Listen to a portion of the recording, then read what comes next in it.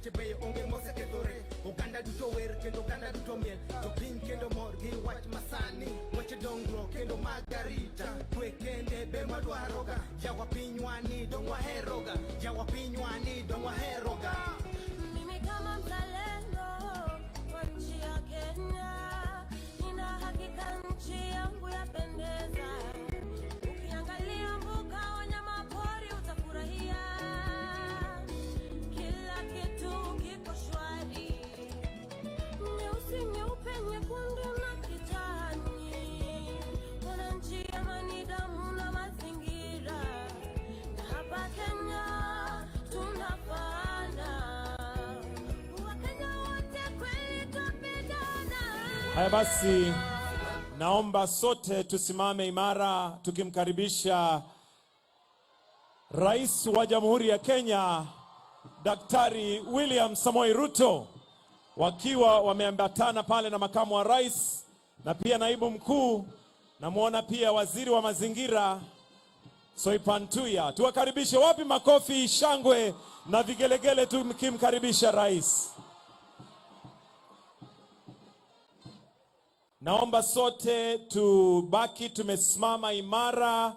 Tutaanza na wimbo wa taifa tukifuatwa pia na wimbo wa Jumuiya la Mataifa. Kwa hivyo naomba sote tutulie tafadhali, tutulie ili kwa sasa tuweze kupata wimbo wa taifa.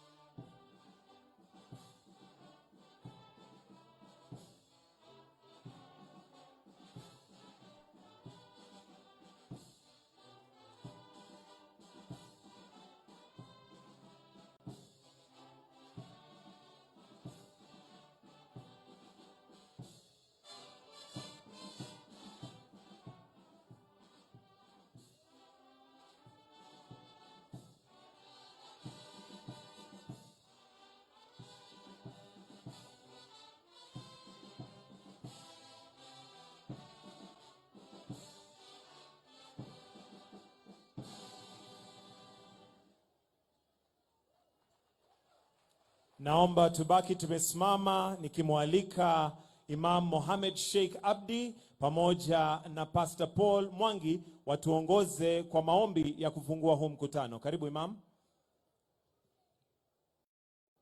Tukianza na Imam Mohamed Sheikh Abdi akifuatwa na Pastor Paul Mwangi. Karibu. Bismillahirrahmanirrahim. Muumba mbingu na nchi, mfalme yote ni yake, apatia ufalme yake anayetaka na anausha anayetaka, anapatia izza utukufu anayetaka, anadalilisha ile ambayo anataka. Ukubwa yote ni yake. Tunaomba na jina hiyo Mungu ambaye amekuwa na sifa kubwa namna hiyo. Mola wetu tunakomba ujalie hii serikali yetu ambayo inaongozwa na Dr. Samuel Ruto pamoja na mawaziri yake, upatie serikali ambayo inakuwa na hikma na busara ili yaongoze wa Kenya kwa ufanisi.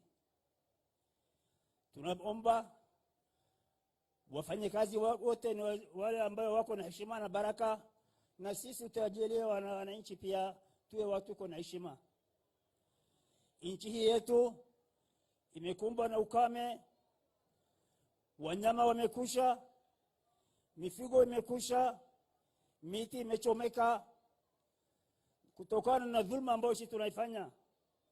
Tunaomba Mola wetu utusamee dhambi zetu. Kwa ajili ya hiyo wanyama utupatie si mvua ambayo inakuwa na baraka, haitakuwa na uharibifu, mvua ambayo tunahitaji kwa zaidi, haraka zaidi. Mola wetu, hii mazingira yetu ambayo tunaona imeharibiwa zaidi na huyu binadamu, tunataka hiyo mazingira kwa idhini yake Mwenyezi Mungu, Nairobi River iwe mito safi. Tunakuomba Mola wetu, kuna kundi ambayo ilikuwa imedhulumiwa na regime iliyopita, inaitwa Karobangi, hajasaidika, nataka iguze nyoyo yako. Allahumma izz al-islam wal muslimin wa adhill ash-shirka wal mushrikin wa damir a'daka a'da ad-din. Amin, amin.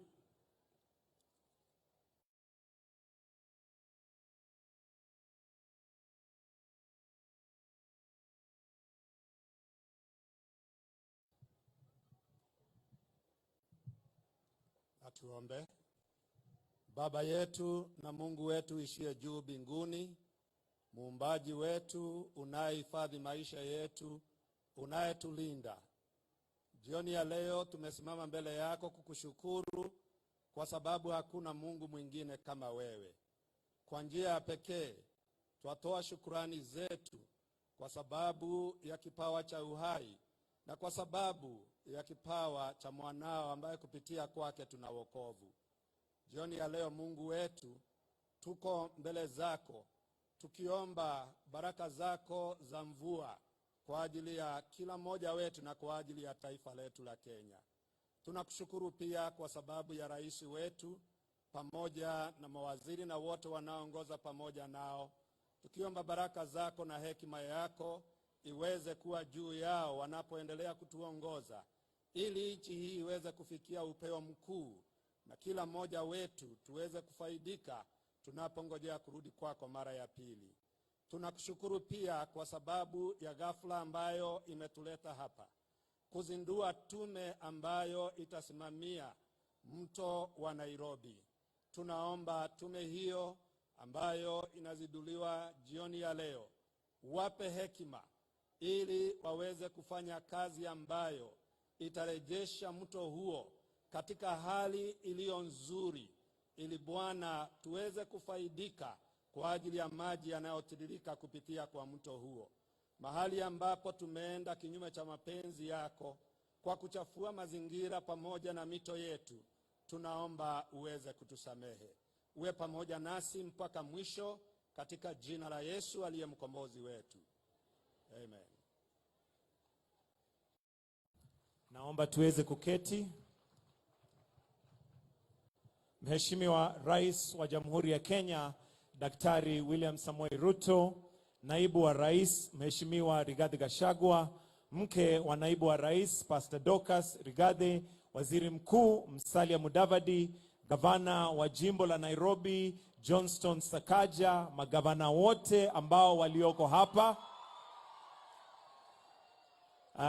magavana wote walioko hapa, waheshimiwa wabunge wote walioko, maseneta, mawaziri, makatibu wakuu, mabalozi walio hapa leo, wananchi, mabibi na mabwana, hamjambo.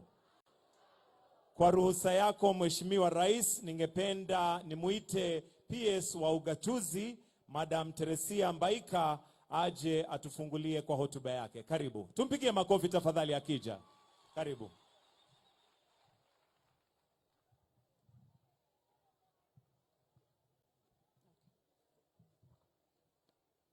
Your Excellency, the President of the Republic of Kenya, Excellency, the Deputy President of the Republic of Kenya, the Prime Cabinet Secretary, Cabinet Secretaries present, colleague Principal Secretaries, governors, members of Parliament, ladies and gentlemen. Your Excellency, sir, it is said that the shortest distance between two people is a story. Today, we are gathered here to write the story of a new Kenyan transformation story inside the bigger world climate change agenda. The government of Kenya, as the trustee of the Kenya Heritage, and through Gazette Notice number 14, 89-1 of 12th December 2022 established the Nairobi Rivers Commission to spearhead regeneration, protection, beautification of the Nairobi rivers and all the water bodies, and establishing livelihood projects within the boundary of the Nairobi City County. Your Excellency, sir, further, in operation of the authority conferred to His Excellency by the Constitution and the laws of the Republic of Kenya, including the Environmental Management Act and the Climate Change Act, the Commission was established by the national government and placed under the office of the Deputy President of the Republic of Kenya. This was in recognition by the national government of a duty to protect the environment and combat the devastating impact of climate change in Kenya. Your Excellency, sir, the Nairobi Rivers Commission was therefore formed and mandated to consolidate stakeholders, focus on the various programs on Nairobi River, and execute the Nairobi Basin Plan in order to mitigate Nairobi River's degeneration. Thank you, Your Excellency. At this point, it's my duty to invite the Chair of the Commission, Dr. Pamela Olet.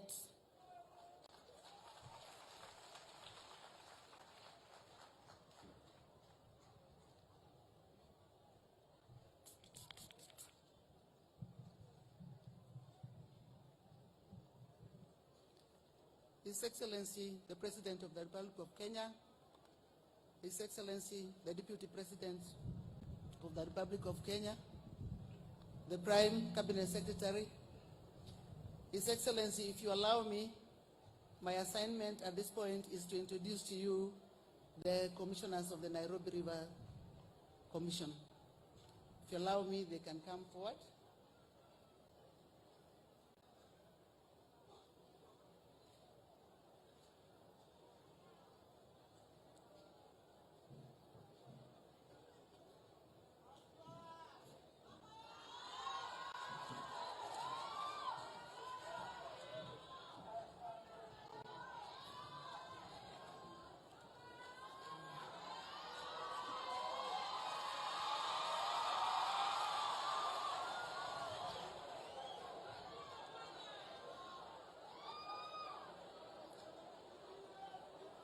His Excellency, we are starting with Professor Elijah Biama, who is the Vice Chair of the Nairobi Rivers Commission.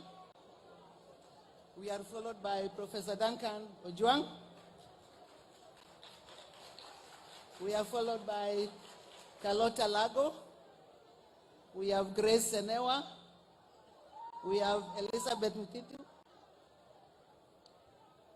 His Excellency, if you allow me, I will skip one commissioner for now, but I'll introduce Commissioner Muma Musawa. Thank you. His Excellency, at this point, I want to make my maiden speech, and if you allow, the camera down.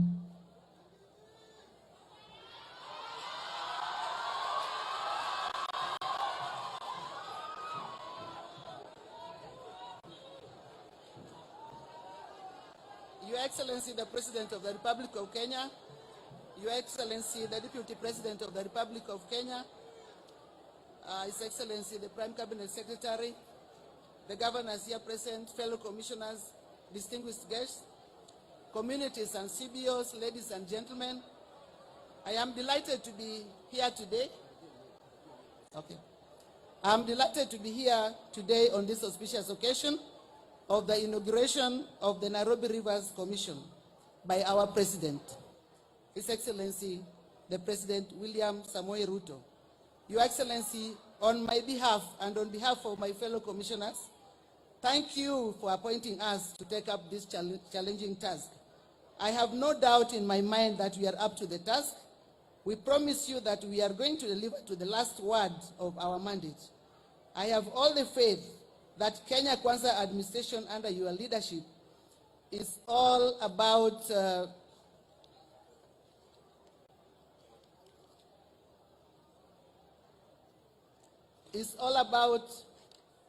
service delivery to the common mwananchi.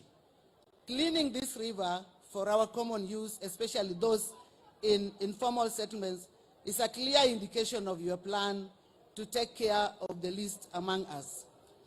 Your Excellency, the Nairobi Rivers Commission and its advisory group are determined to deliver your vision by going beyond cleaning the rivers.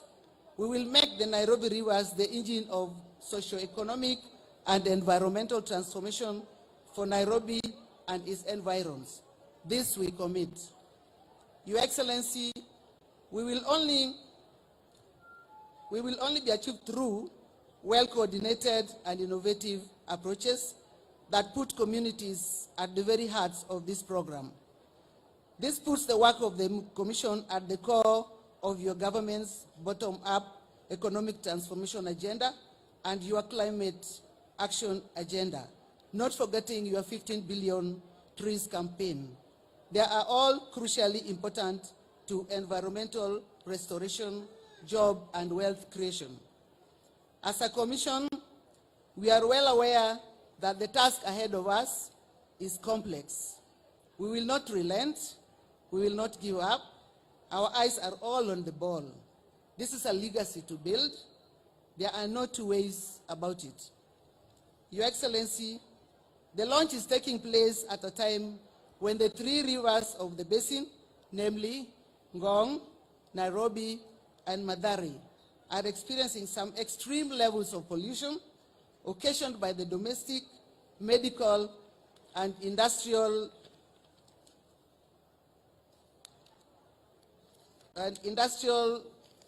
waste generated as a result of the poor land use, the disposal of solid and liquid waste from the sprawling informal settlements, and waste from the industrial plants located in the midstream and the downstream zones of the three rivers. Your Excellency, another challenge that has affected rivers flow is the prolonged drought that has significantly reduced the volumes of water flows, hence resulting in concentrated minimal volumes. This loss of biodiversity has endangered aquatic life almost to the extinction, if anything is to go by. Despite this gloomy picture of the river basin, some successful attempts have been made over the years to restore and regenerate water flows in the three rivers. Your Excellency, the government and private sector initiatives supported by our development partners, including UN Habitat, UNEP, and World Resources Institute, have gone a long way to making strides towards making the success of cleaning the Nairobi rivers a reality. Besides, there have been success stories aimed at the restoration of the quality river and water flows and revival of biodiversity, especially within the midstream zones of the Nairobi River.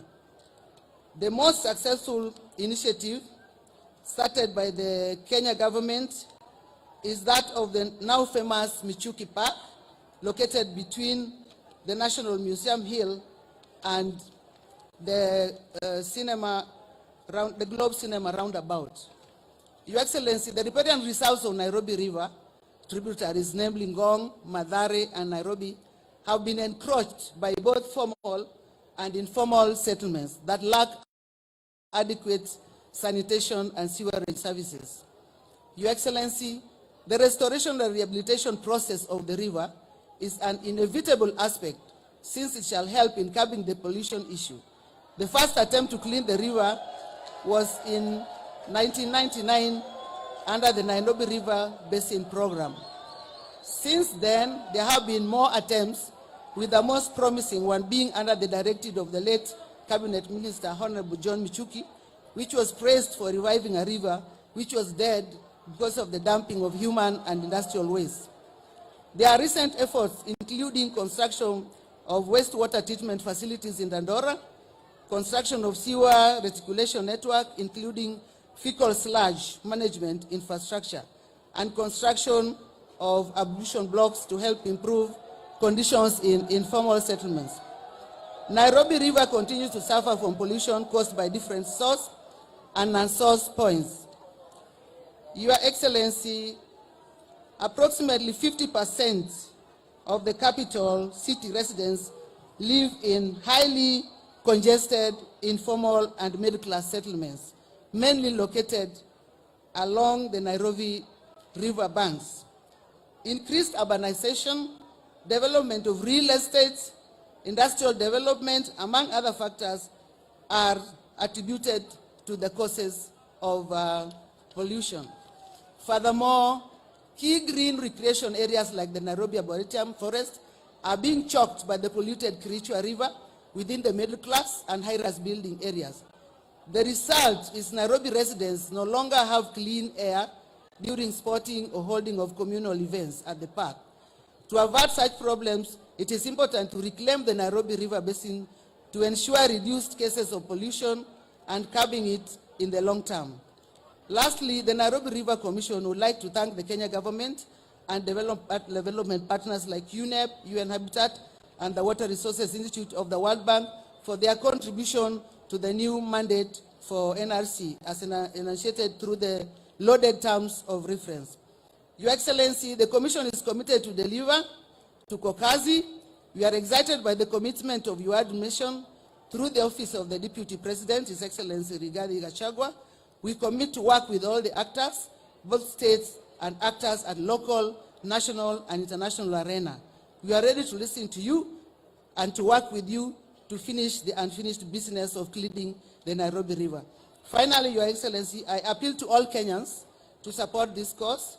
We are in this for the good of the country, for the good of our people, and for the good of humanity, even as we battle the adverse effects of climate change and make the Nairobi River Basin clean again. Your Excellency, at this point, I would ask for permission to introduce the advisory board to the Nairobi Rivers Commission and request them to come forward.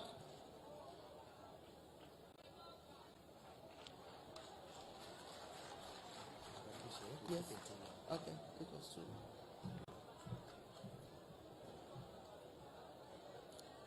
They introduce you. Yes. With me, His Excellency, is the daughter of the late Wangari Maathai. She is Wajira Maathai, representing the World Resources Institute. Next is yes. We also have UNEP here, represented by Dr. Alfred Tooth. Sorry. UN Habitat, sorry.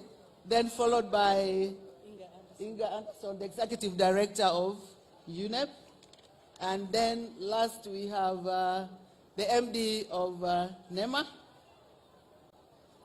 And Excellency, if you allow me, I would request them to make a statement. No?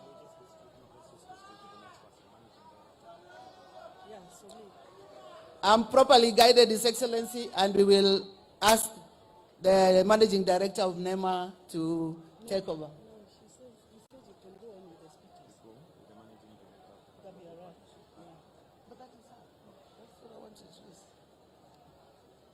His Excellency, I'm guided again that I was okay to invite the representative of the World Resources Institute to make a statement.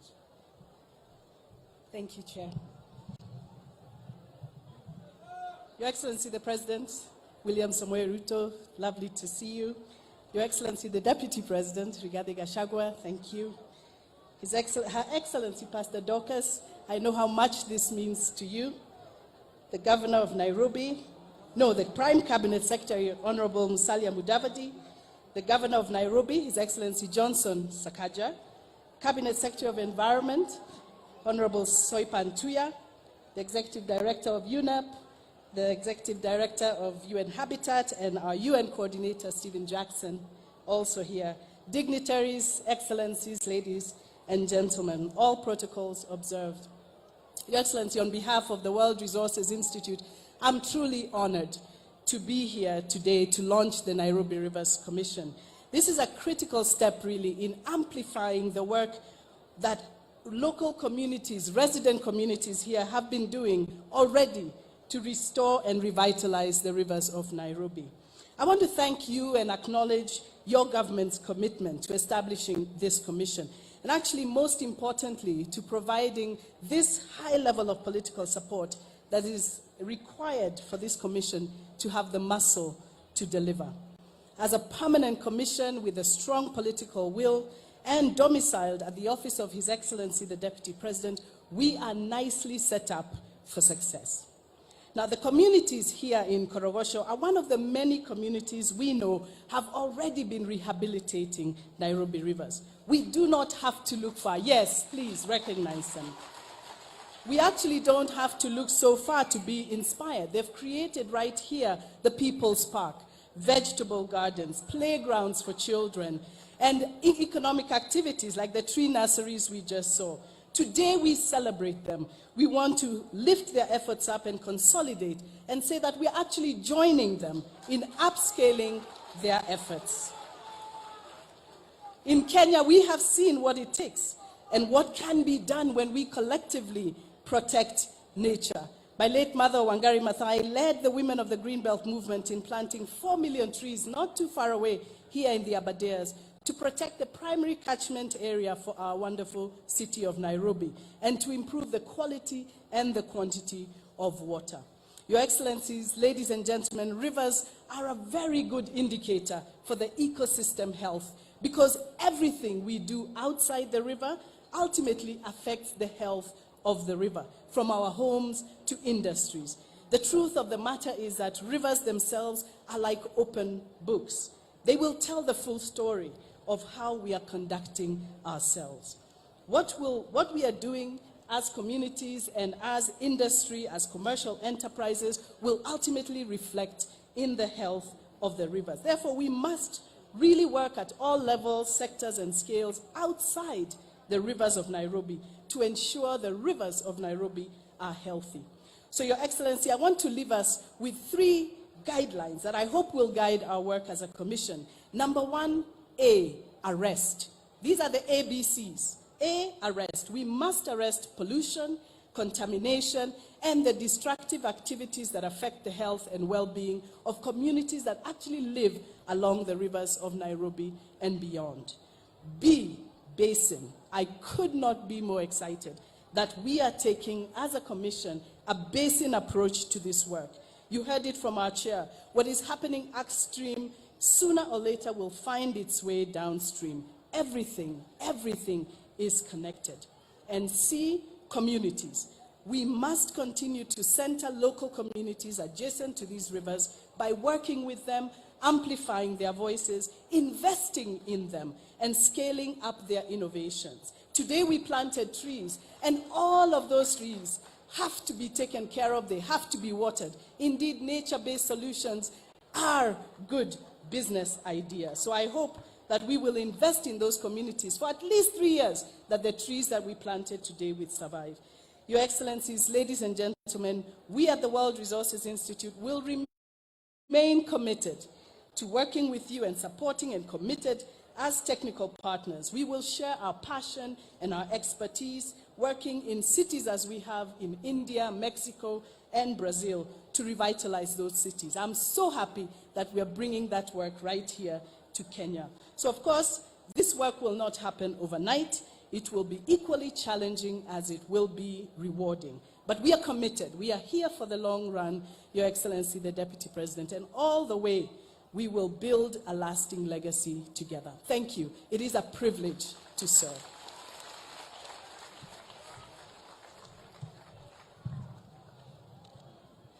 His Excellency, allow me to call the UN Habitat representative, Dr. Raphael.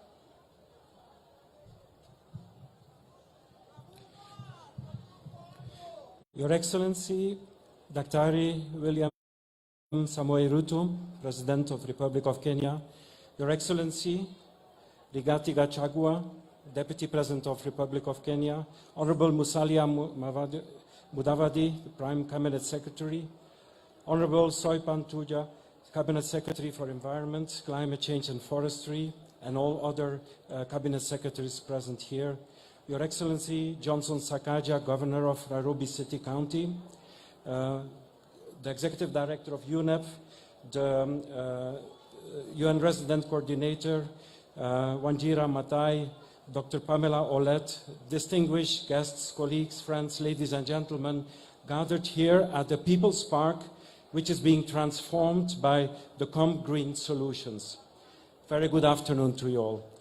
I'm standing here on behalf of Maimouna Motcharif, Executive Director of UN Habitat, and I'm pleased to join you today for this official launch of the Commission, which demonstrates the dedication and the commitment of the government of Kenya and partners towards the regeneration of the rivers of Nairobi. The banks of Nairobi rivers are home to over 56% of the Nairobi population, spread across several low and middle income settlements along the basin. The corridors of these rivers host numerous educational institutions and high value ecosystems, and are hubs of a dynamic informal sector that fuels the city economy. The Nairobi rivers provide an unparalleled advantage, which could be a turning point towards sustainable development. This will ultimately improve urban health and well-being, create decent jobs and ecotourism opportunities. It will enhance biodiversity and support the provision of clean water, sanitation and waste management. The initiative will also be a catalyst for infrastructure, including affordable housing, non-motorized transport and green public spaces, particularly within the vulnerable areas. As UN Habitat, we are actively supporting urban generation approach by promoting inclusive, vibrant neighborhoods and communities, creating social value and connecting urbanization with nature are at the very heart of this initiative. We are therefore greatly pleased to be part of this advisory group together with UNEP, the World Resources Institute and NEMA. Our relationship with the Nairobi City County and other stakeholders has already enabled us to undertake city-wide public space assessment and develop the spatial profile of Nairobi River. And these were shared through participatory awareness creation activities and have been instrumental in shaping a common vision for corridor development, including the design of selected public spaces and streets. As the Commission officially starts its work, UN Habitat is keen to convene the local and international technical expertise required, liaising with other UN agencies and partners for more integrated technical and financial support. As the United Nations Habitat Assembly will take place in Nairobi in June this year, it's the hope of our Executive Director that the guests of this assembly will have the privilege to discover the changing face of the Nairobi River. Your Excellency, as I conclude, UN Habitat has enjoyed 45 years of collaboration with the government of Kenya and continues to jointly explore new frontiers towards sustainable urban development. We are grateful for the support accorded by the government over the years and wish to assure you of our commitment to further strengthen our partnership. I also extend my gratitude to all institutions and individuals championing the regeneration of the rivers of Nairobi and call upon all of us to continue working together and deliver as one. Thank you very much.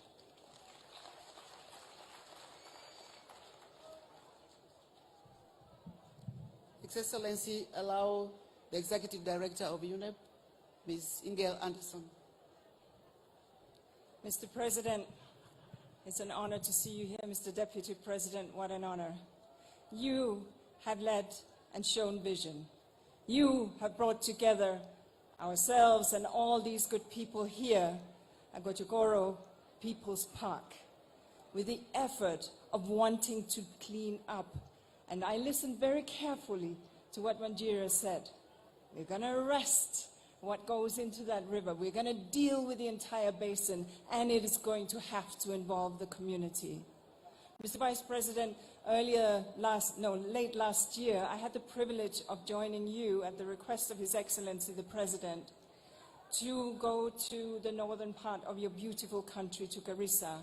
And there we saw what climate change is doing to our world. And there we saw the impacts that this is having. Even though Kenya has done nothing to drive climate change, Kenya is suffering the impacts. And we see that also when we look at water scarcity. We see that when we look at rainfall shortages. We see that when we look at flooding. We see that when we look at changing oceans currents. It is critical that we have climate action, which is why it is so brilliant that this country, later on this year, under the auspices of His Excellency the President, will host an African Union of induced climate summit that will see the world come to Nairobi. Why Nairobi? Well, because this is the environmental capital of the world. This is the place where environmental diplomacy takes place.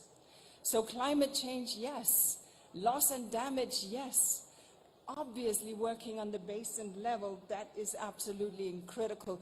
Cleaning up the basin needs to involve everyone. And we heard from Ranjira, it has to be the politicians like your good selves, who are leaning in and stepping up and making it real. But people who are here, community groups who are here, youth who are here, students who are here, churches and mosques who are here, everyone can make a difference, including obviously private sector. And it'll have to be about partnership, which is why we, from the World Resources Institute, from UN Habitat, of course from NEMA, we really work everyone for NEMA, and UNEP under the overall coordination here in Kenya by the resident coordinator, why we are so very pleased to be joining this work.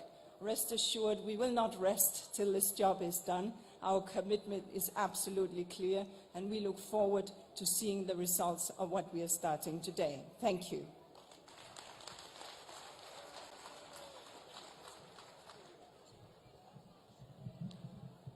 His Excellency, allow me to invite the Governor of Nairobi County to make his remarks.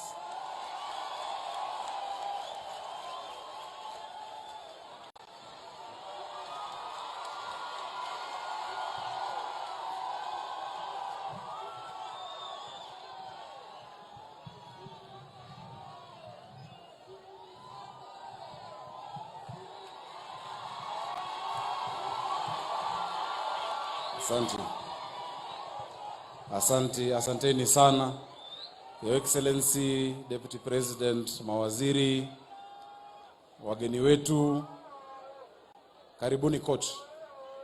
Karibu coach. Hapa ni coach, hapa ni mtaa. Watu wa coach, mjambo. Tusalimiane kwa hewa, mjambo. Tuko pamoja. Mavijana mpo? Wapi mbwekse? Ndio hiyo. Akina mama hai. Mko salama? Your Excellency, hao watu wa coach na watu wa Nairobi wamefurahi kwa sababu umewafikiria. Sio rahisi kuja hapa, hawajaona rais hapa. Kuna wageni kutoka kila mahali, visitors from UNEP, from UN Habitat, from WRI, and all over the world coming here because of these people. On behalf of the leadership of Nairobi, Your Excellency, I want to thank you. And I want to thank you most sincerely. Tupigie rais makofi kwa kuja hapa. Your Excellency, jambo la pili, unikubali niweze kuwatambulisha viongozi ambao wako hapa. Tuko na viongozi wengi, labda kuna nafasi ya kila mtu kuzungumza, lakini nitaanza na viongozi MCAs ambao wako hapa, wasimame tuwapigie makofi. Tuko na MCAs from our county assembly, mnaweza keti. Tuko na wabunge, nimeona mbunge Yusuf alikuwa, ndio huyo mbunge Yusuf, Your Excellency. Na mbunge Yusuf atasalimiana tu haraka kwa sababu Your Excellency, Honorable Yusuf is one of the few people who will describe to you what Nairobi River was when he was growing up in Nairobi. He grew up in Nairobi. So Mheshimiwa Yusuf, tafadhali dakika moja. Na hakuna haja ya protocol mingi, tumezisema, just go straight into it. Tupigie Mheshimiwa Yusuf makofi.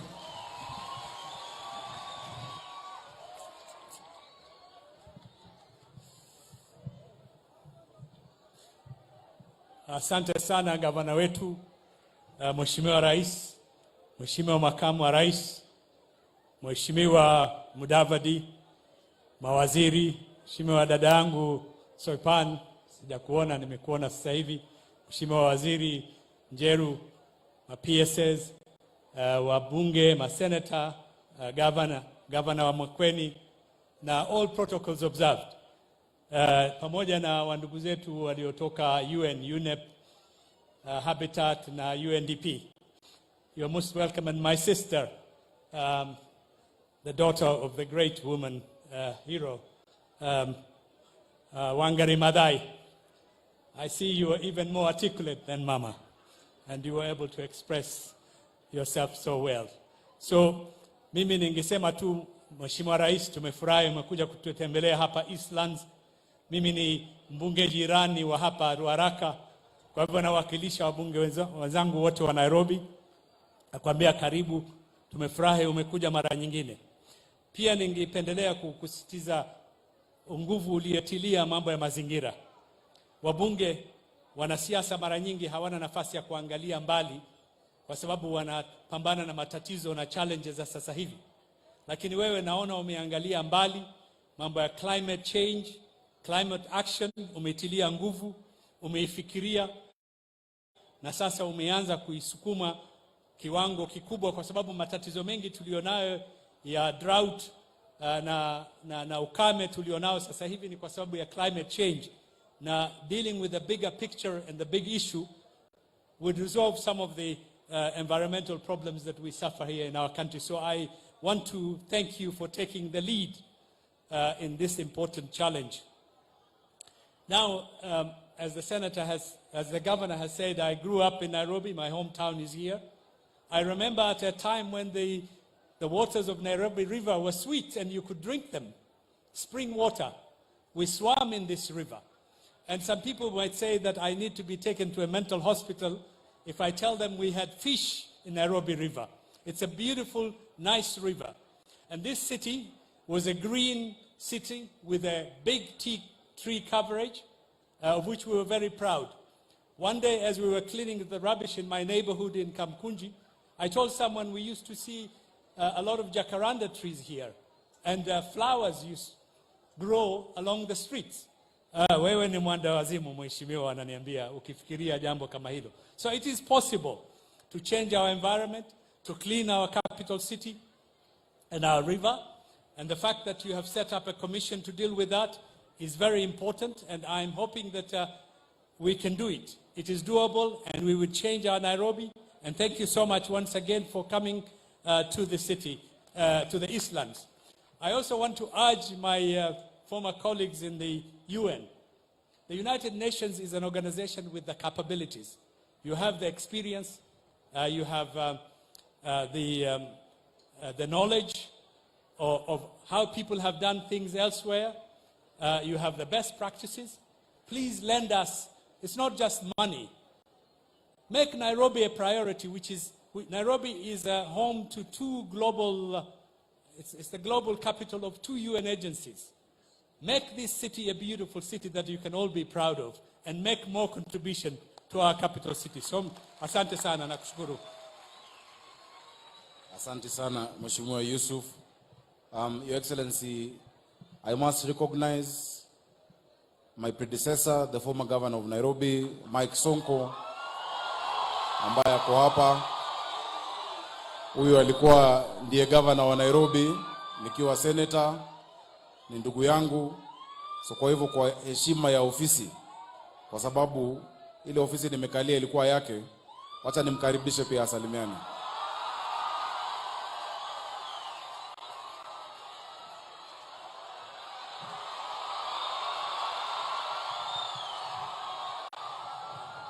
Nairobi! Nairobi! Ruto! Ruto! Rigijia! Sakaja! Sakaja! God is good, and all the time. Asanteni sana Mheshimiwa Rais wa Jamhuri ya Kenya, Daktari William Samoei Ruto, Mheshimiwa Deputy President Riggy G, mama wetu Dorcas, Prime Minister, ma-PS, Cabinet Secretary, wageni wetu wote na wananchi, hamujambo. Mimi sitaki kuongea mambo mingi, lakini ningependa kushukuru Governor Sakaja kwa kunitambua, kwa kunipatia heshima mahali kulikuwa na shida kidogo kidogo. Unajua sisi wananchi wakiguswa, basi sisi tunaruka kichwa, tunakuwa wazimu. Lakini ndugu yangu hapa sasa anafanya kazi mahali kulikuwa na shida. Mheshimiwa Riggy G alipiga msasa, tumekubali sote kumsupport Sakaja kama governor wa Nairobi. Na mimi ningependa kukuambia governor, hapa Korogocho, hawa vijana wa Com Green, hii community na jamii yote ya Korogocho, ningeomba uwashike mkono. Hawa tulianza kusafisha nao hii mto. Wewe ushikilie mahali nimewachilia. Na unajua Mheshimiwa Rais na Mheshimiwa Deputy President ni watu wanajali maslahi ya mahasla. Na nyinyi vijana, mimi ningeomba vijana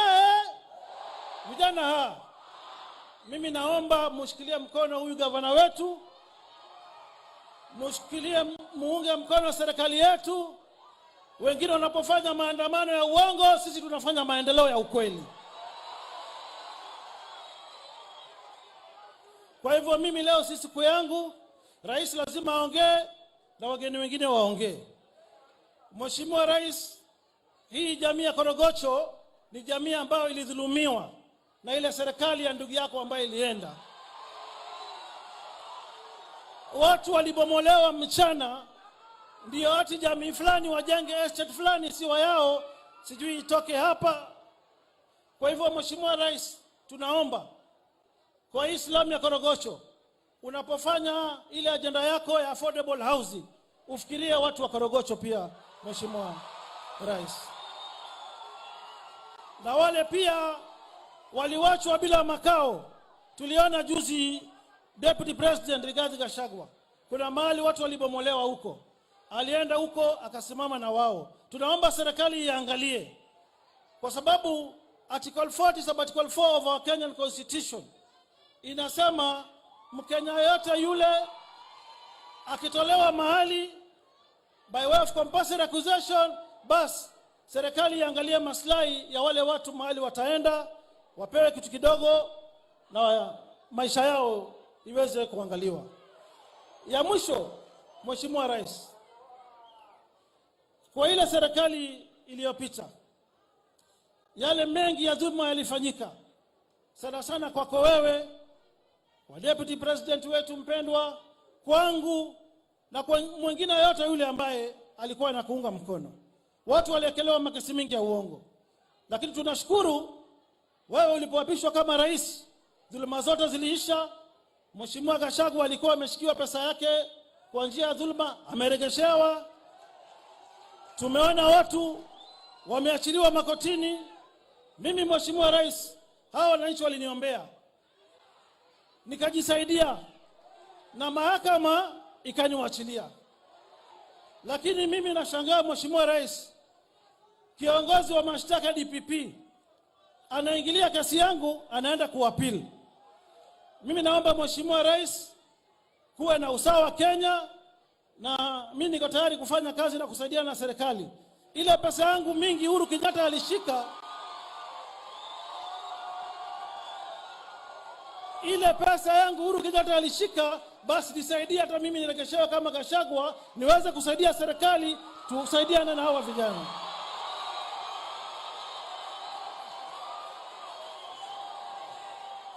Asanteni sana, Mwenyezi Mungu awabariki nyote. Asante.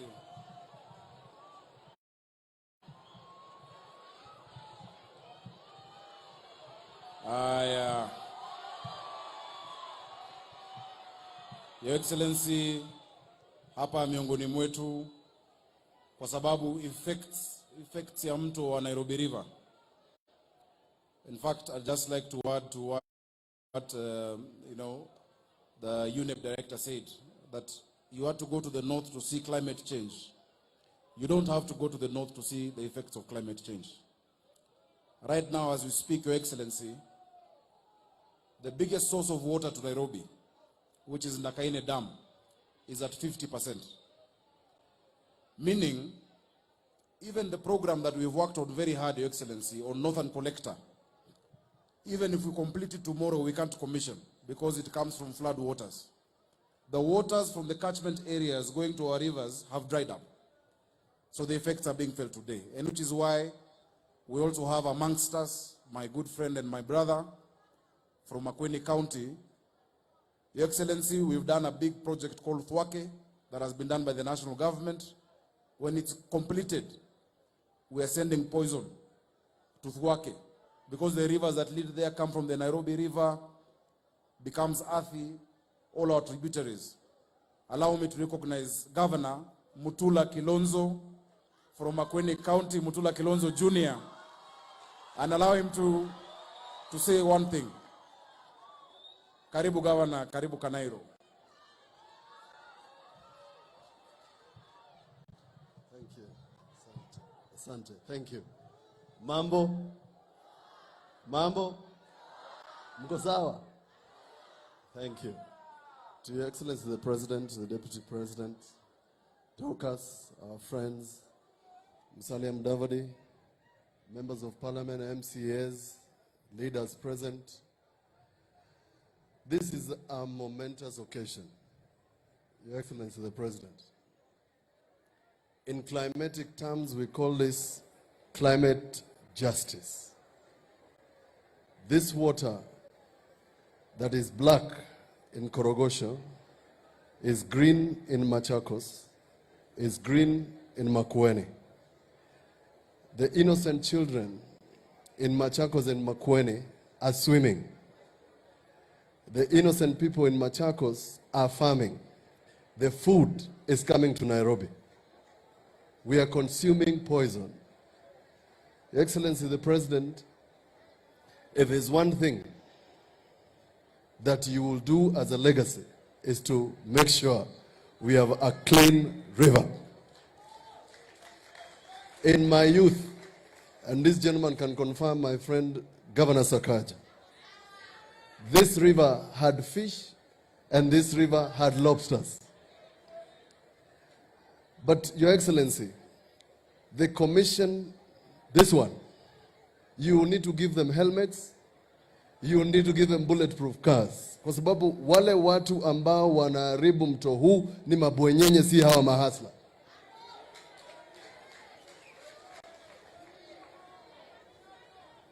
And Your Excellency, these people should pay. The law calls it polluter pays principle. In the US, when Shell poured oil into the ocean, they paid for it. In Brazil, when somebody poured waste into a river in a place called Belo Horizonte, they paid for it. Anybody who pollutes the river must pay for it. Mahasla, hakuna haja mahasla watoe 100 million to clean this river. And Your Excellency, it is a tragedy. The people of Korogocho must live in human dignity. And this is a generational issue. That a child in Kenya can be born in Kenya to see a river that is black. And it's not a river. This is not a river. This is a sewer. And we should call it what it is. And we must put to shame anybody who has done this to the environment. It is a crime. And Your Excellency, if the national government can make the standard gauge railway and pass a law that if you remove a piece of metal of a standard gauge railway, it becomes an economic crime. It must be an economic crime in Kenya to pollute a river. Because those people consuming this water are getting cancer. They are dying. It is murder. Usiwasikilie huruma. Punish them. That is the way to restore this river. But we thank you for taking this bold step, together with your government, to make sure that once Thawake is completed, we can have clean water. Because that water, you have promised us, we will consume it in water. And that's why I'm here. And thank you, the Deputy President, for inviting me to this auspicious occasion. I am a stakeholder. I thought that the Commission should have our stakeholders from Machakos, from Makueni, because that is where the real effects of this river are. The real poison is out there where people don't know that this water is black when you're here and turns color when you get to the other side. Thank you, Your Excellency. God bless you. Asanteni sana. Thank you. Asante sana, Mutula Junior.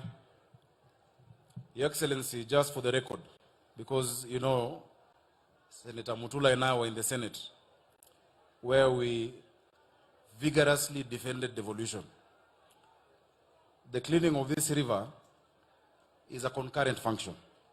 Your Excellency, you remember before your inauguration, when you're President-elect, we came with a team, and I see Momo is here. We presented for you the model of what the river should look like. And you got very excited. You put it in your inaugural speech. And we said that we would jointly, as Nairobi County government, with the national government, work on the Nairobi River Commission. I want to confirm that the Deputy President and I have worked closely on this. We've sent representation. Many times I'm represented by my Deputy Governor. And even within the Commission, Nairobi has its representation. So let no one think that we have transferred functions. Mambo ya transfer tulikata. Hatutawahi transfer function Nairobi. In fact, tunakuomba utupatie functions kadhaa. Kama ya kupatia watoto chakula, school feeding program, that is a national function. We want you to give us ili ya watoto wetu. Your Excellency, hapa kuna shule mbili tu. Na that is why kuna watoto wengi hawako shule. Na hata wale wanaenda shule hawapati chakula. Tunaomba utupatie ili watoto wa Komboni, watoto wa Nyungunyu, watoto wapate chakula shuleni, na pia tuweze kuongeza idadi ya mashule. There is no secondary school that is public here in Korogocho. So, Your Excellency, for the record, and I would like our partners to know that this is a function being concurrently run between the national government and the Nairobi County government, and through us, we will incorporate Machakos. I've been speaking to Governor Wavinya Ndeti. Every time she mentions the people who are dying of cancer around Mwala, going down because of the effects of the same river, going down to Makueni County. Your Excellency, wacha kweli nitambue Com Green. Hao vijana wa Com Green ni vijana wetu wamepambana. Umeona ile kazi wanafanya bila vifaa na ile machine ambayo imekaa tu hapo. Tukiwashikilia, tukiongezea vifaa, and we incorporate them into this program, we will be able to succeed. Your Excellency, the minister, when she comes, will recognize the people from the national government. But here we have from my county government, the waziri wa environment. Pesi tunasemanga waziri, kubali tu. Ni sisi but ni waziri. Hata tusikie tuko na serikali. Tuko na waziri Maureen Jerry, huyu wako in charge of environment. Na pia tuko na chief officer ambaye ni PS kwa lugha yetu, Ibrahim.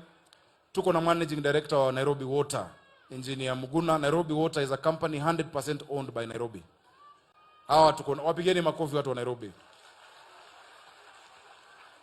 Your Excellency, watu wa Nairobi hawajui kwamba umetusaidia na vitu viwili kwa mambo ya maji. Umetusaidia na mambo ya Karimenu, inatuletea 24,000 cubic meters. Alafu umetusaidia na hii mambo ya Northern Collector. Hiyo mambo yote leo Muguna ameniambia atatoa notice ya rationing. Nimemwambia hapana. Sisi tunaamini kutanyesha. Ungoje kwanza, ngoja kidogo, usitoe notice. Tunaomba kunyeshe. But as we are doing that, Your Excellency, tuko na mradi wa kupanda miti. Tumekubaliana na wewe na waziri Soipan ambaye tunamaliza kesho asubuhi. Hawa vijana wetu ambao hawana kazi, vijana hapa mtaani, hawa akina mama wetu ambao wako na nguvu, tunaandika 10,000, 10,000 of them. Your Excellency, umetusupport. Tutagawa hiyo gharama kati yangu na yako, ili hivi tu mvua inapoanza, na tumekaa na KFS, Tunajua pale seedlings zinatoka 4 days a week. Tutafanya kazi ya kupanda na kukuza miti Nairobi hii. Mko tayari? Mtaweza hiyo kazi? Ama mtaki hiyo kazi? Mnataka? Asante. Washiko unaweza? Asante sana. Your Excellency, as I go to conclude, this work is really important to us. Because as we say, the environment is not something we bestow to generations to come, or what we receive from our parents is something we've taken from our children. We need to give them a better Nairobi than what we have received. We need to give them a better city. Your Excellency, just kwa sababu sijaona mbunge wa hapa na sijaona MCA wa hapa, wacha tu niguse vitu mbili ya hapa. Kwa sababu pia mimi nilichaguliwa hapa. Si mlinichagua? Your Excellency, hii hospitali ndo nimekuwa na kulilia. Hii hospitali unaona ni hospitali kubwa sana. Hii hospitali ilijengwa, ilianza zamani wakati wa Nyayo, wakati wa Kidero wakajaribu, haikuendelea. Ilifaulu juzi, lakini hii hospitali ikapeanwa ikuwe pediatric hospital na ikachukuliwa na Kenyatta. Tumekubaliana na wewe na ningependa ukumbushe wananchi. Mtu mzima akipata hapa shida hawezi ingia kwa hiyo hospitali, anaambiwa aende Mama Lucy Hospital. Wamama wakihitaji kujifungua hawaingii kwa hiyo hospitali, wanaambiwa waende Mama Lucy Hospital. Mimi niko tayari kama governor wa Nairobi, tukishirikiana na wewe, kwanza tubadilishe iwe full general level 5 hospital, ili tuweze kuhudumia mtoto hadi mzee. Tuweke madaktari, tuweke vifaa, na nakuomba tukimaliza kama una dakika 5 nikupeleke uone. Iko hadi na mochari, ili wananchi wa hapa waache kusumbuka wakienda kule mbali kutafuta matibabu. Your Excellency, wakati wa NMS vitu mingi sana za Nairobi zilichukuliwa. Hii hospitali si ati tunaomba serikali ya kitaifa itupatie, ni yetu. Tunaomba mturudishie na mtusaidie kuweka vifaa, kwa sababu you support county government. It is not a national hospital, it's a county hospital. Your Excellency, watu wetu ambao waliumia wa Kariobangi Siwa, na nimefurahi ndugu yangu amesema, bado wako kwa shida kubwa sana. Najua hakuna pesa ya kupeana hivyo, lakini tuwapangie mkakati ya kuweza kuwajumuisha na jamii. Walitupwa kama maumbwa kwa sababu ya uchokozi na kwa sababu ya ubinafsi. Hata hiyo ardhi ambayo walikuwa, kuna njia ya utu ya kufukuza mtu ama ya kuondoa mtu, si hata kufukuza, kupeleka mtu pale kwingine. Kabla ya kufukuza mtu, kabla ya kuondoa mtu, ujue ni wapi anaenda na ataishi namna gani, na atakula nini na atalala wapi. Tayari Your Excellency, sisi tuna reform watu ya Kanjo. Unajua wamekaa miaka mingi walizoea kunyanyasa hawa vijana. Wameanza kurudi, lakini tunaomba sasa utusaidie pia. Polisi wananyanyasa vijana wangu wa bodaboda sana na vijana wa bikes na mtaa. Because Your Excellency, we have a new government, your government and ours, that we see this as our bosses. Hawa ndo wadosi wetu, sisi sio wadosi wao. Your Excellency, mwisho kabisa, najua mengine atasemwa na waziri. This river cleaning of the river, all over the world where you go, people look for property next to the river. In Kenya, people run away from the river because it stinks. We can change that narrative. It is an economic frontier. There are great opportunities for business. There are great opportunities for trade. We want, for instance, Your Excellency, between actually the museum coming down to Kamkunji town mzima, we want to expand the river. We want to have markets on one side, and on the other side to have businesses. It can be done na inawezekana. But Your Excellency, even if we clean the river, kama hatutatui shida ya siwa, ya sewerage system, hapa hakuna sewerage system. Ukiambia hawa wasiweke hiyo siwa kwa mto, wapeleke wapi? Ukiambia wale wako Kawangware, zile choo ziko karibu na mto, wasiweke kwa mto, waeke wapi? Tukiwabomolea. Nairobi County needs, on the short term, 4.7B, Nairobi Water and Sewerage Company. And I've sent you the entire program, Your Excellency. In the medium term, around 6B.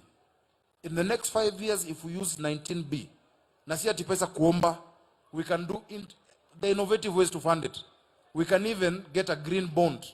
And I'm glad the British government is helping us to get a transactional advisor to get a green bond on Nairobi water. If you get 20 billion shillings, umesema affordable housing tujenge, siwa itakuwa wapi. Tumebadilisha the height restriction for buildings in Isili area. Mheshimiwa Yusuf ako hapa Kiambiu, tumesema we'll go up to 25, 26 floors, but there's no sewer. So please support us in line with your housing program. We want to add 500,000 houses in Nairobi, but without sewer. It is going to be a disaster. This has to go hand in hand. So asante sana Your Excellency. Asanteni sana watu wa Ruaraka, watu wa Nairobi.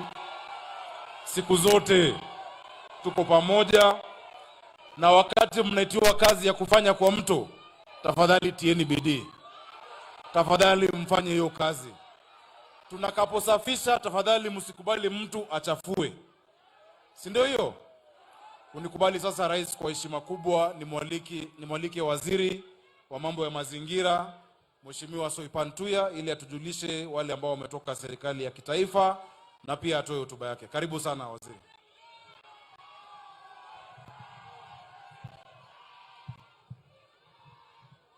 Thank you very much, Your Excellency, the President, Your Excellency, the Deputy President, Your Excellency, Mama Dorcas Rigathi, Your Excellency, the Prime Cabinet Secretaries, Cabinet colleagues, permanent Principal Secretaries, our valued partners, the Executive Director for UNEP, the Executive Director for UN Habitat, WRI, Honorable Members of Parliament, the Governor of Nairobi, the Governor of Makueni, na wananchi wako chamjambo. Your Excellency, allow me to thank you very much for this your timely establishment of the Nairobi Rivers Commission. It could not have come at a better time. And Your Excellency, to say that my ministry, which is represented in the Commission through NEMA, will offer all the support to the Commission. And I also take this opportunity to congratulate all the commissioners through the chairperson and encourage the Commission to employ an all-government, all-society approach, just like we are doing with all the other ecosystem restoration programs. Your Excellency, my ministry will particularly be very keen on enforcement of the various legal and regulatory frameworks, and particularly those touching on water quality and regulation of effluent discharge. Your Excellency, within our program and initiative to grow 15 billion trees, we have a plan within our strategy to do 50,000 hectares of bamboo per year, and we are going to capitalize on that program to give the Nairobi Rivers Basin priority in the planting of the bamboo plantations, which act as very good water purifiers. Your Excellency, allow me also to congratulate the young people, Comp Green. They've done a wonderful job.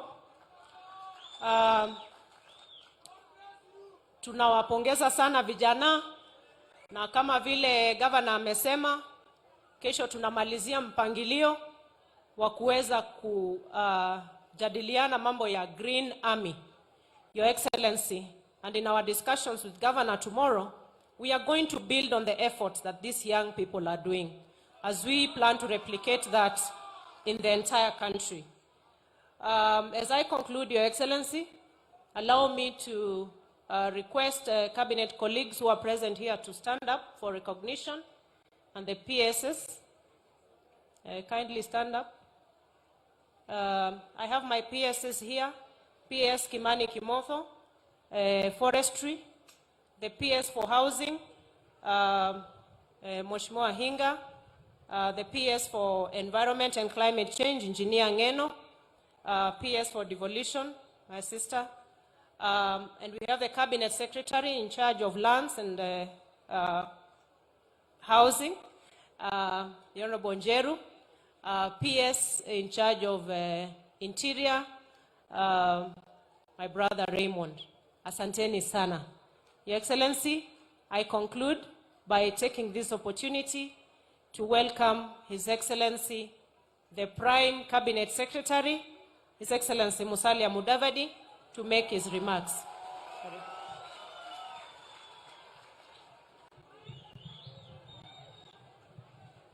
Mheshimiwa Rais wa Jamhuri ya Kenya, Mheshimiwa William Samoei Ruto, Mheshimiwa Naibu wa Rais Rigathi Gachagua, Mama Dorcas, wenyeji wa Nairobi wakiongozwa na Governor Sakaja, ndugu na dada wa Korogocho, hamjambo. Yangu yatakuwa mafupi sana ili nipeane nafasi tumusikize rais ambaye ni mgeni wetu wa heshima siku ya leo. Jambo la kwanza tu, Your Excellency, earlier this morning I represented you and delivered your remarks on the Nile Basin Initiative, bringing together the 10 countries that rely and depend on the River Nile waters. Today, this afternoon, you are here to directly preside over the initiative of cleaning up Nairobi River. Today has been a water day. A very strong message is being sent. Rais akiwa pahali, Kenya nzima inalenga pale, na kupitia kwa mashirika kama ya UNEP, sasa ulimwengu unalenga hapa. Sio tu Nairobi, lakini Korogocho.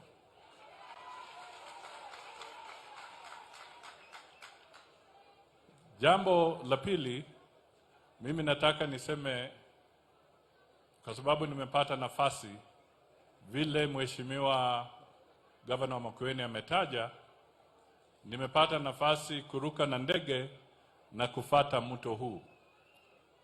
Mto huu unaanza na gray, unakuwa black, na hatimaye unakuwa green.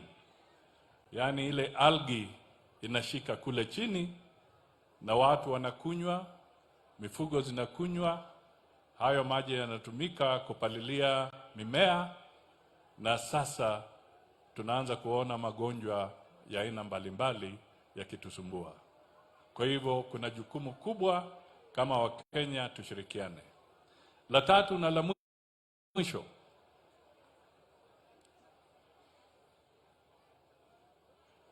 constituency hii ni Ruaraka.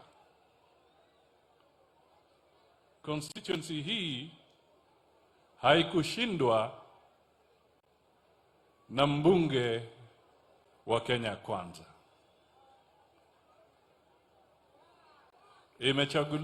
Walichagua mbunge wao kwa hiari yao. Lakini rais wa Jamhuri ya Kenya na naibu wake na serikali yake wakiandamana na wadhamini kutoka ng'ambo wamekuja hadi kwa constituency ambayo haikuchukuliwa na mbunge wa Kenya Kwanza.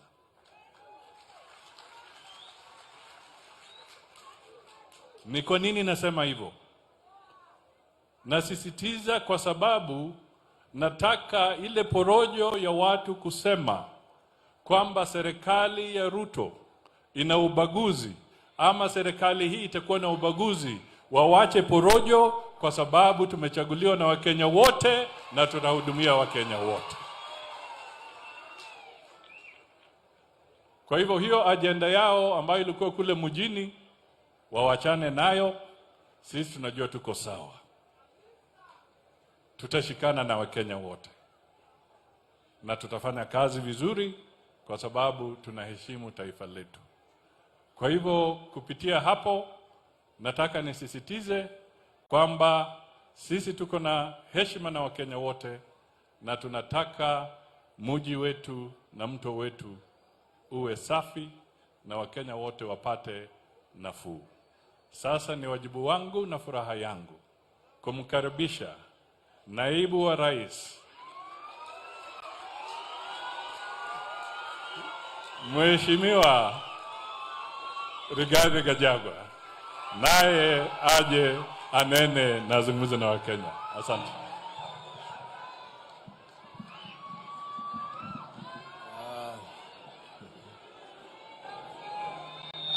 Kiongozi wetu ambaye ni rais wa Jamhuri ya Kenya, Daktari William Samoei Ruto, Private Cabinet Secretary, mawaziri, our development partners, watu ya Korogocho, hamjambo?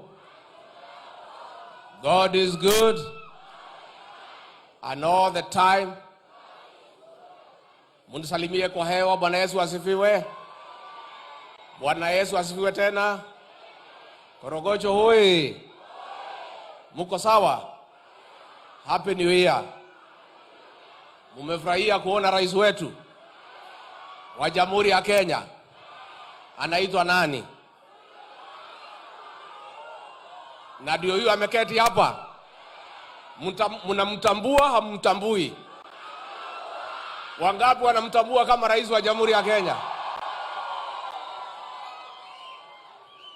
Tunasikia wengine wako pale wanapiga kelele wanasema hamtambui. Mnamtambua hamtambui? Basi mambo iko namna hiyo. Rais wetu, kiongozi wetu, tunasema asanti kwa wewe kupata nafasi kufika hapa ndio tuzidue Nairobi Rivers Commission ambayo uliteua mwisho ya mwaka uliopita kusaidia kusafisha huu mto wa Nairobi. Your Excellency, you assembled a competent team of men and women, serious professionals whom we have been working with, and I can tell you with confidence that they have a plan, and we have been working with the development partners who are going to be technical experts in this program. And Your Excellency, is all systems go. Wewe mwenyewe umesema unataka hii kazi ianze, na vile umeweka haya maneno kwa ofisi yangu na kuhakikishia kwamba from time to time nitakuwa natembelea huu mradi kuhakikisha ya kwamba unaendelea vile inatakikana. Vile tunataka kuuliza commission and our development partners, we request you to put resources and expertise in this commission so that we can enlarge our capacity by adding value and we work together.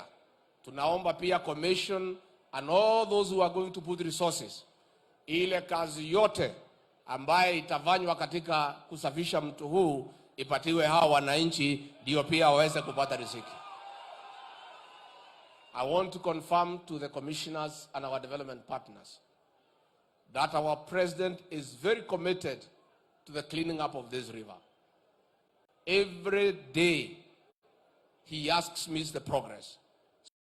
So I am well aware of where he places the importance of this exercise. And I urge all of you to work with commitment and hard work. Nikimalizia vile waziri wetu mkuu amesema. Sisi huyu rais wetu ametuambia na tumekubali kwa sababu ndio kiongozi wetu ya kwamba hii Kenya yote ni yetu.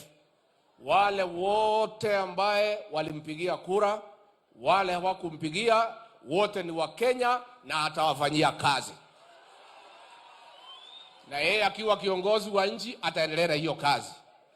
Na mimi nikiwa kiongozi wa UDA naendelea kushughulikia watu ya UDA, naye rais anashughulikia watu ya Kenya. Your Excellency, tukiwa hapa tunataka tuseme. Tumesema tukiwa pale Kericho na tunarudia. Kazi ya maendeleo itafanyika kila pahali Jamhuri ya Kenya. Hapa Korogocho, juzi tulikuwa Nyanza, mipango ya maendeleo. Kwa sababu kila Mkenya analipa kodi. Lakini wale wafanyikazi wa kumsaidia rais atatafuta wale ambaye wanakubali na kuamini the bottom up economic transformation agenda kwa sababu ndio wanaelewa ajenda yake, kwa sababu lazima utapata wale viongozi wale wa kukusaidia ni wale wanaelewa ajenda yako, ndio uweze kupata progress katika kazi ya Kenya. Kwa hivyo watu ya Korogocho, tutakuwa hapa, mimi mwenyewe nitakuja kuhakikisha ya kwamba mmepewa kazi kwa hii mto, ndio kila Saturday mnapata pesa ya kujisaidia. Tumekubaliana? Tumekubaliana?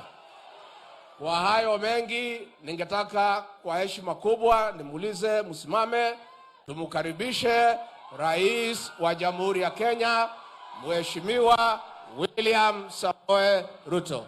Mheshimiwa Rais. Aya. Korogocho wa mjambo. Korogocho wa mjambo. Mambo. Bwana Yesu asifiwe. Asanteni, tuketi chini. Wale tulio na viti.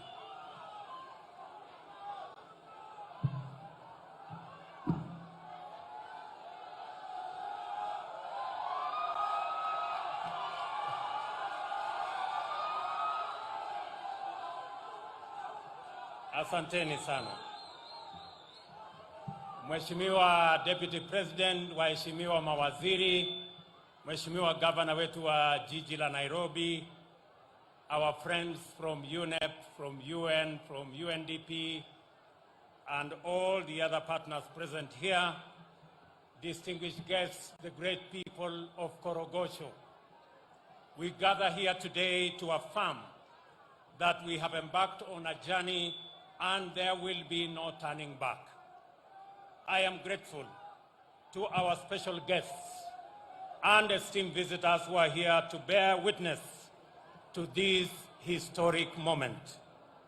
For far too long, the city of Nairobi has fallen into a state of shameful, hazardous, and unpleasant state of environmental and sanitary neglect. Runaway air, water, land, and even noise pollution have been so normalized that there are people who have never seen the green, clean, healthy, and safe city in the sun that Nairobi used to be. In other words, commitment to the integrity of the environment is a central feature of political, economic, social, and cultural life in our nation. The bottom-up economic transformation agenda fully recognizes that shared prosperity is guaranteed in our time as so long as it is driven by clean, green growth. This means that we shall be custodians of the environment in recognition of our generation's twin obligations as heirs of the generation that came before us and as trustees for posterity. The responsible stewardship of the environment agenda is a matter of intergenerational justice, and we shall not be a generation so reckless as to pursue a scorched earth policy in our quest for prosperity. This commitment is particularly relevant at a time when climate change has subjected the earth to unprecedented temperature increase, leading to rising sea levels, flooding and drought of huge intensity and for long duration. Our obligation to respect, uphold, and defend the Constitution entails the full observance of our duties in respect to the environment. The measure of this commitment can only be the entrenchment of our agenda for clean green growth, the restoration of degraded landscapes and ecosystems, including forests and river basins. Mountains of rotting garbage, innumerable kinds of harmful refuse dumped in rivers and streams, and dust and smoke have over time become the defining characteristics of Nairobi in particular and urbanization in Kenya in general. This state of affairs has led to various undesirable developments. the centralization of heavy metals and assorted toxins in the soil, air, and water has reached dangerous levels, putting the well-being of residents in great jeopardy. The story of the governor of Makueni tells it all. Nothing symbolizes the regrettable environmental degradation in our city better than Nairobi rivers, which have become channels of murky and toxic streams and not the fresh, clear, cool waters. Once the rivers abound with variety of aquatic life that is non-existent today.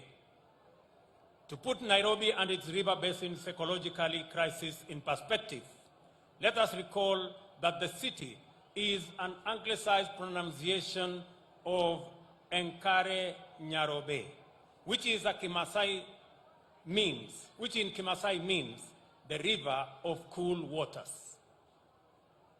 For the Maasai, a famous pastoral community, this name was not only a fair description, but also high praise for a river basin where Morans watered their herds and flock with absolute confidence that pollution and toxicity were non-existent.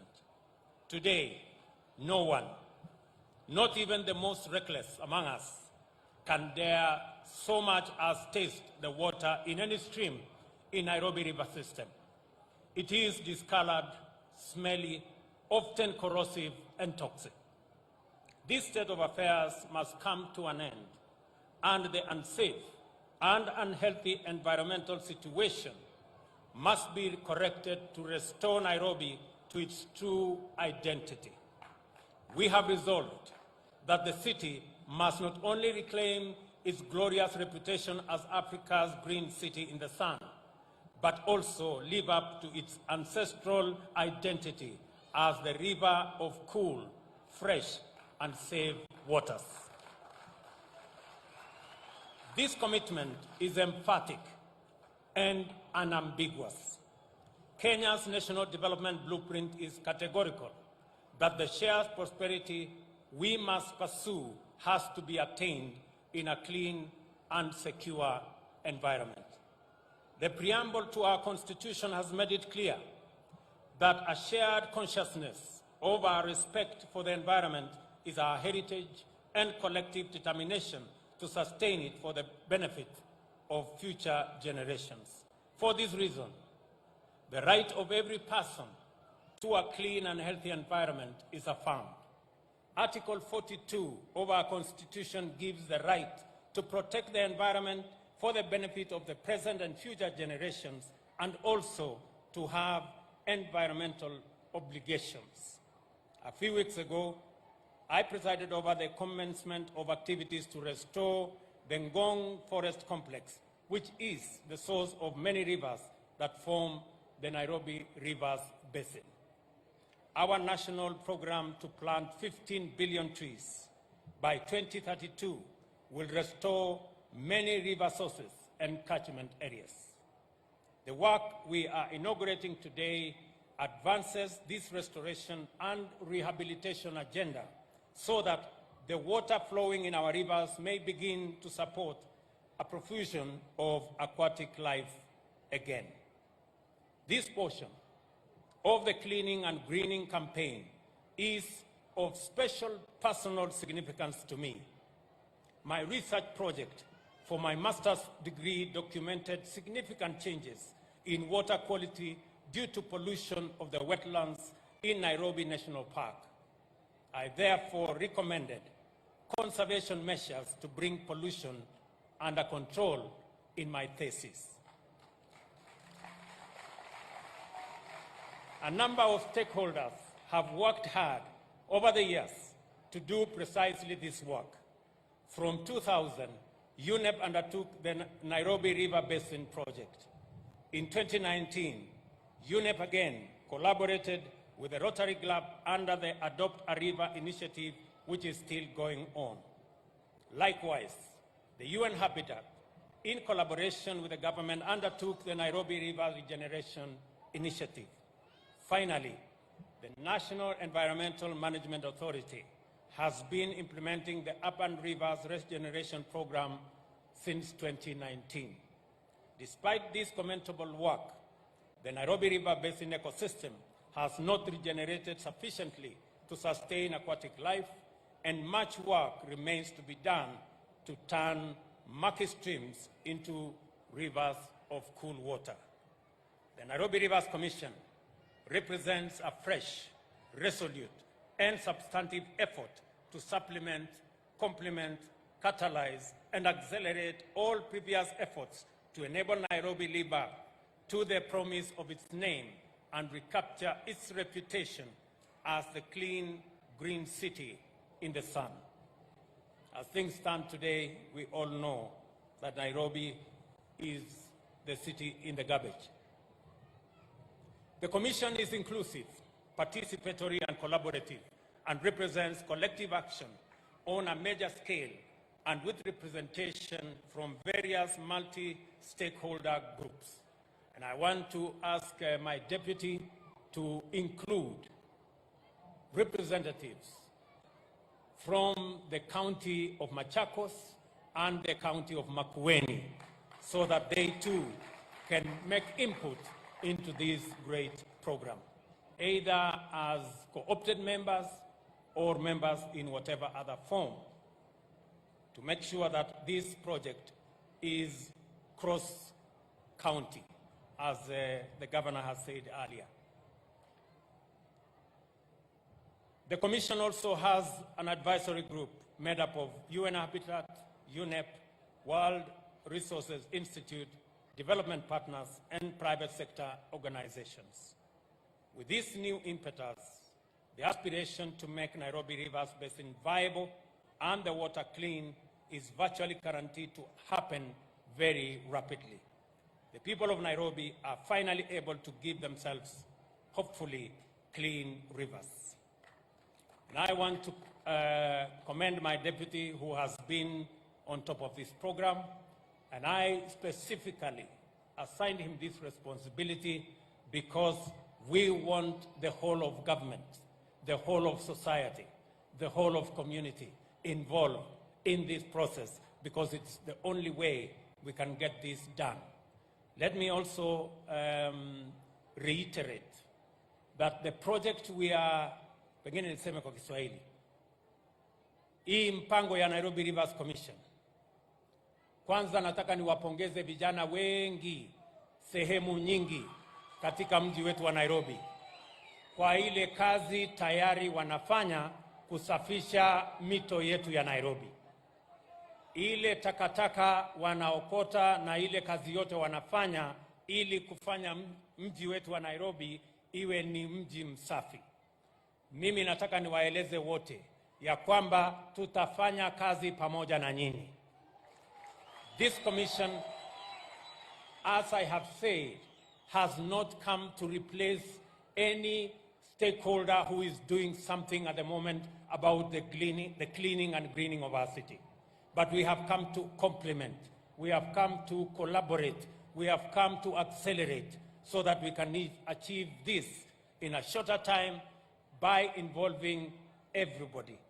Let me also say, for the avoidance of doubt, that the government of Kenya, under the Ministry of Environment, is partnering with the County of Nairobi so that we can hire 12,770 young people and women in Nairobi City.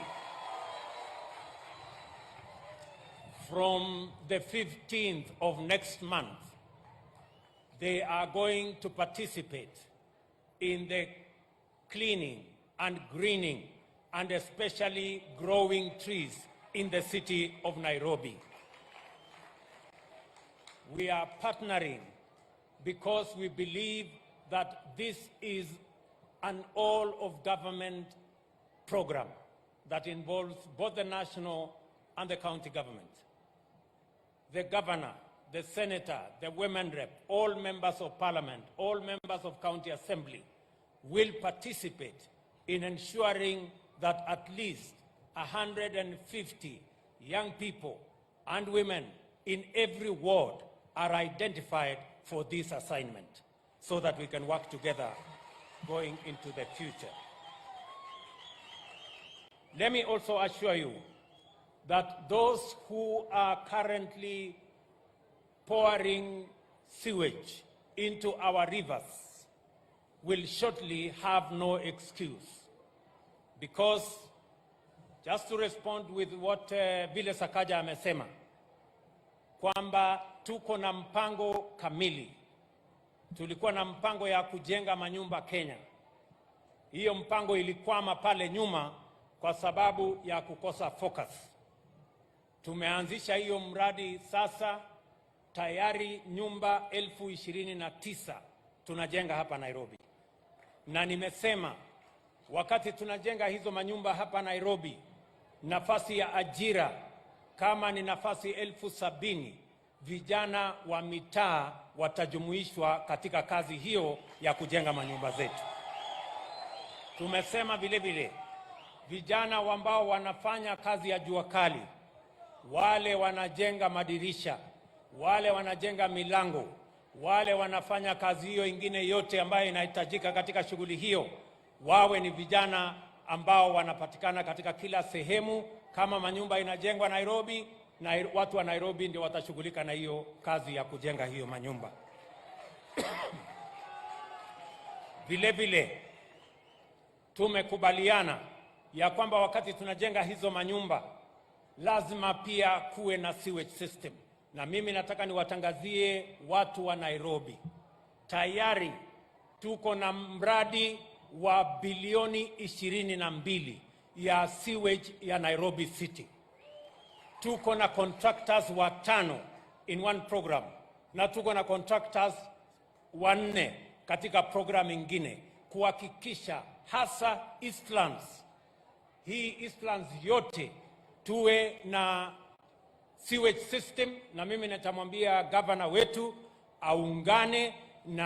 aunganishe Nairobi Water na Athi Water wafanye kazi pamoja kwa hiyo mpango, kwa sababu we have a program already funded by the Africa Development Bank and other development partners for the establishment, for the construction and for the installation of a proper sewage system, especially in Eastlands, so that we can manage sewage, we can manage waste, and it should never go to our rivers. Therefore, those who are polluting our rivers with sewage, I put you on notice, because that must stop. Our rivers are not a place for sewage. We have a sewage system. We are expanding that sewage system so that every homestead can find a sewage system that they can channel their sewage into those systems and not into our rivers. So, Mheshimiwa Governor, mwambia watu yako huyo jamaa wa Nairobi Water atafute jamaa mwingine anaitwa Michael Duita wa Athi Water, wafanye kazi pamoja, kwa sababu hiyo mpango inaendelea saa hizi, and we want to work with you so that we can provide the sewage for the city of Nairobi. Nataka vile vile niseme ya kwamba mpango wetu ya kuhakikisha kwamba tunabadilisha Nairobi ni mpango ambayo hauwezi kusimama. Hata wakati tunapanga sasa hii mambo ya kusafisha mito yetu, tunataka every place, hasa nimeona hapa coach, wale watu wote wanaishi kando kando ya hiyo mito, nyumba zenu tutawajengea nyumba mpya ambaye mtaishi kule. We are going to make sure that this regeneration program of our rivers will include the regeneration of our housing development in those areas. Kwa hivyo nimekuta jamaa pale alikuwa anaishi kwa nyumba kidogo iko mabati sijui namna gani. Mimi nataka nimwambie huyo jamaa na wale wengine wote ya kwamba mpango wetu wa housing pale tutawajengea nyumba, mutalipa shilingi 3,000 peke yake kila mwezi, na baada ya miaka 15 hiyo nyumba inakuwa yako, sio ya kukodesha na kulipa. Nyinyi mnanielewa? Tunaelewana? Nairobi tunaelewana? Na hiyo kazi tutafanya kwa sababu mumetupatia nafasi ya kushughulika na hiyo kazi. Gavana pia amezungumza kuhusu hii hospitali ambayo ilianzishwa karibu miaka 25 iliyopita. Mimi nataka niwaeleze ya kwamba hii hospitali in the next 1 month, hii hospitali itafanya kazi kwa wananchi wote.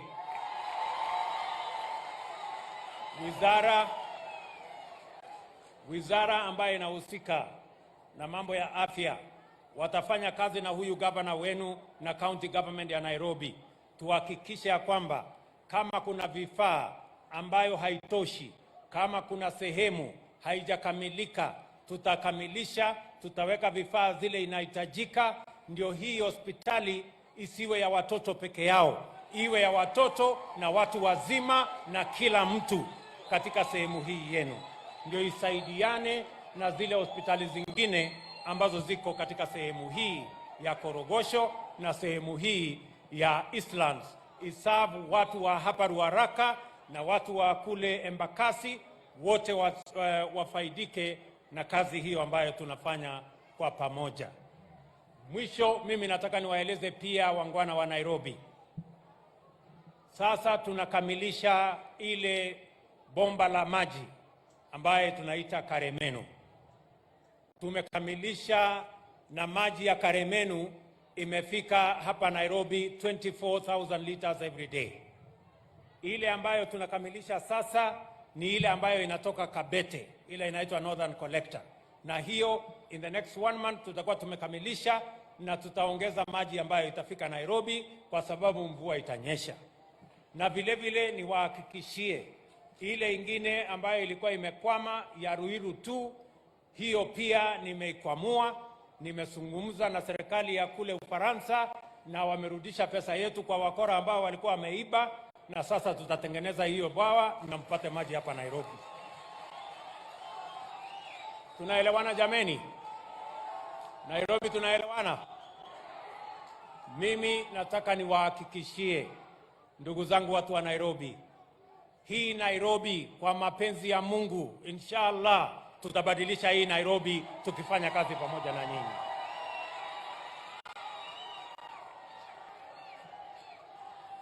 Musikue na wasiwasi ya kwamba eti kutaenda hivi, eti kutaenda vile.